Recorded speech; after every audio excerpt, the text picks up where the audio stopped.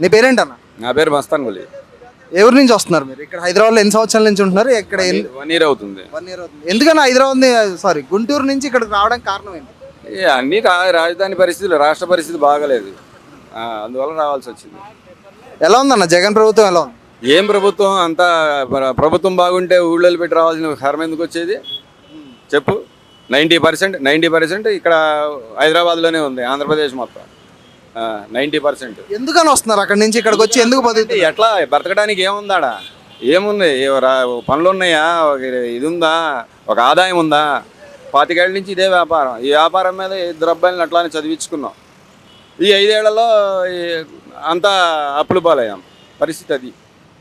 ఇప్పుడు తలకి ₹1,00,000 అప్పు ఉంది ప్రతి ఆంధ్రప్రదేశ్లో. 1,50,000 కోట్లు అంట, 1,15,000 కోట్లు అంట. చూడు, అంతకుముందు 172 కోట్లకే వామ్మో అన్నాం చంద్రబాబు ఉండగా. ఇవాళ 1,500 కోట్లు అంటే ఆడి నుంచి కట్టాలా? ఎవరు కడతాడు? కట్టడానికి ఆదాయ వనరులు ముందు రాష్ట్రం బాగుపడాలంటే రావాలి కదా, పరిశ్రమలు రావాలి, ఆదాయాలు అయ్యి, మనకు ట్యాక్సీలు వచ్చే ఆదాయాలు అయ్యి. ఎక్కడ చూసినా దేని మీద చూసినా 5% ఎక్స్ట్రానే మన రాష్ట్రంలో. ఏముంది చెప్పు?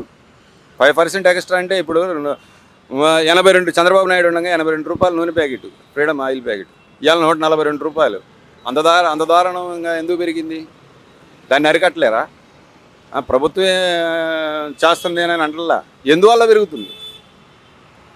మనం చేసే పనుల వల్ల పెరుగుతుందా, లేకపోతే రావాల్సిన ట్యాక్సులు ఏమైనా రాకుండా ఆగిపోతున్నాయా?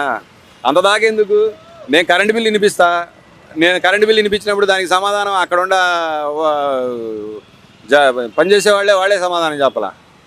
దానికి మమ్మల్ని ఏం చేయమంటారు? గత ప్రభుత్వం చేసిన అప్పులు కూడా మన మీద అంట. గత ప్రభుత్వం అప్పులు చేస్తే వాళ్ళని కోర్టుకు వేయాలా? వాళ్ళని అడగాల? జనాల మీద అభారం మోస్తే జనం ఆడి నుంచి కడతారు చెప్పు?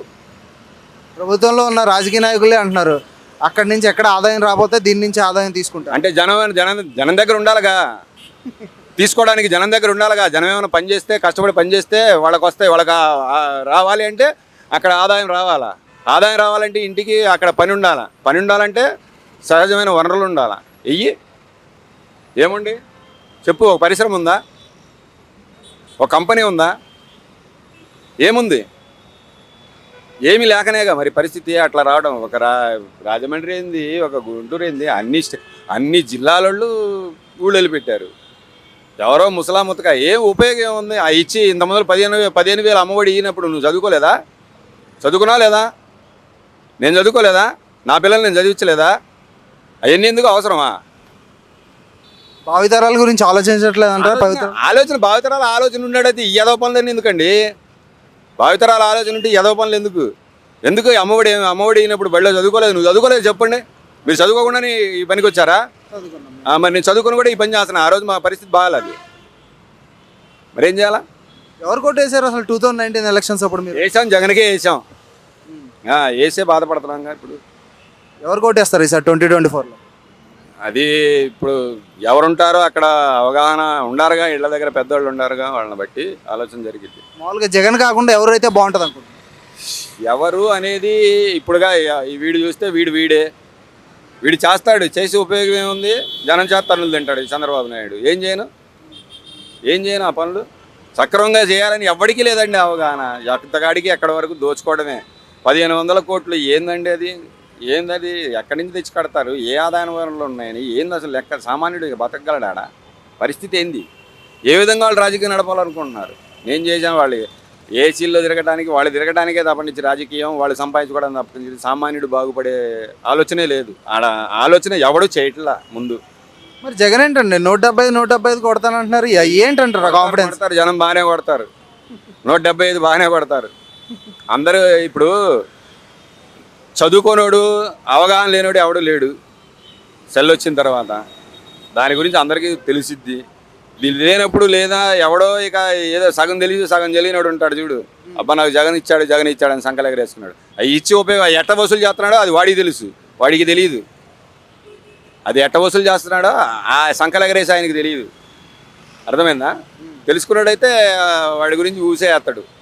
ఎందుకన్నా ఆంధ్రప్రదేశ్లో చదువుకుని ఇక్కడికి వచ్చి హైదరాబాద్ కానీ బెంగళూరు కానీ చెన్నై కానీ వచ్చి జాబులు చేసుకునే పరిస్థితి ఎందుకు వస్తుందంటారు మన రాష్ట్రం? మన రాష్ట్రానికి లేదు కాబట్టే కదండి. అవన్నీ ఉంటే ఆ రాష్ట్రంలోనే బతికేవాళ్ళు కదా.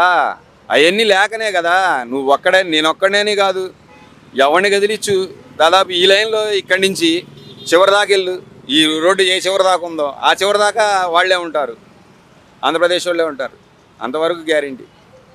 హైదరాబాద్లో ఎలా ఉందన్న మరి ఇక్కడ బతకడం? దేవుడి దేవల్ల పర్లేదు, కాకపోతే ఇబ్బంది ఏమి ఉండదు. సామాన్యుడి పరిస్థితి బతకడానికి ఉంటే చాలనే పరిస్థితుల్లో ఉంది. అది పరిస్థితి. సొంతూరు నదులు ఇక్కడికి వస్తే ఎంత బాధగా ఉంటుంది? ఎంత బాధ అయింది. ఉన్నోళ్ళ అయిన వాళ్ళందరినీ వదులుకొని ఆ చుట్టుపక్కల 5 నిమిషాల్లో ఏ పనికైనా వెళ్ళేవాళ్ళం. ఇక్కడ దూరం వచ్చేటప్పటికి వెళ్ళాలంటే మొన్న మా అమ్మగారు చనిపోయారు. అన్ఎక్స్పెక్టెడ్గా నైట్కి నైట్ వెళ్ళాల్సి వచ్చింది. ఏం చేస్తాం? అదే ఆడుంటే పక్కనే 10 నిమిషాల్లో ఉండేవాళ్ళం, 20 నిమిషాలు లేకపోతే అర్ధ గంటలో ఉండేవాళ్ళంగా. ఈడ పట్ట పోవడానికి ఓడబట్టింది.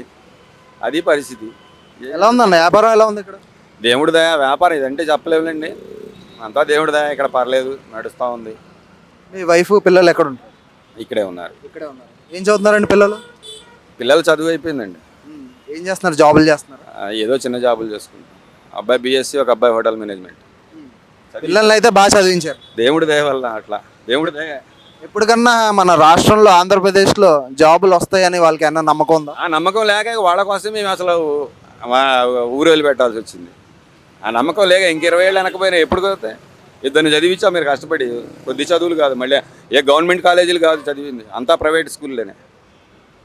అంతవరకు చదివింది కూడా బీఎస్సీ కంప్యూటర్ చదివింది కూడా ప్రైవేట్ స్కూల్లోనే, హోటల్ మేనేజ్ చదివింది కూడా ప్రైవేట్ కాలేజీలోనే, అన్నీ చదివింది అన్ని ప్రైవేట్ కాలేజీలోనే ఫస్ట్ క్లాస్ నుంచి. ఏదో గవర్నమెంట్లో ₹1 కూడా లేకుండా నేను చదివించలేదు. ఫీజులు కట్టారంటే రియంబర్స్మెంట్లు ఇచ్చారంటే వాళ్ళు ఏదో సగం ఇచ్చారు, సగం కట్టాం. అది పరిస్థితి.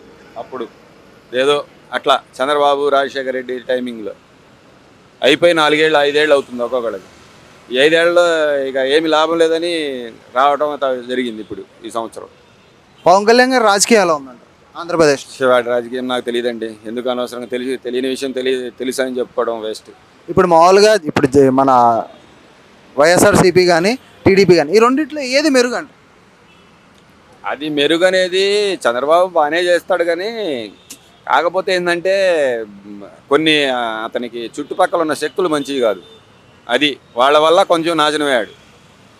నేను చెప్పానని కాదు, మీకు తెలుసా ఎవరెవరో కూడాను. అవునా కాదా? ఆ ఎమ్మెల్యేల వల్లే చంద్రబాబు దెబ్బతిన్నాడు. వాళ్ళని మార్చుకొని మంచి వాళ్ళని పెట్టుకుంటే చంద్రబాబు గ్యారెంటీగా వస్తాడు ఈసారి. అది పరిస్థితి. ఈసారి వస్తే ఎలా ఉండబోతుంది అంటారు ఒకవేళ 2024లో? ఈసారి వస్తే చంద్రబాబు వస్తే బాగు చేశాడా? బాగు చేశాడు. లేకపోతే ఇక అడ్రస్ కూడా ఉండడు. అది ఆ రోజు అమరావతి క్యాపిటల్ ఉంటుందని చెప్పి అన్నారు ఎవరు? వైసీపీ వాళ్ళు. కానీ ఏమైందండి ఇప్పుడు? మరి అమరావతి కాదు, మళ్ళీ వైజాగ్ ఇవన్నీ కనుగిరి, కర్నూలు ఇవన్నీ అవసరమా?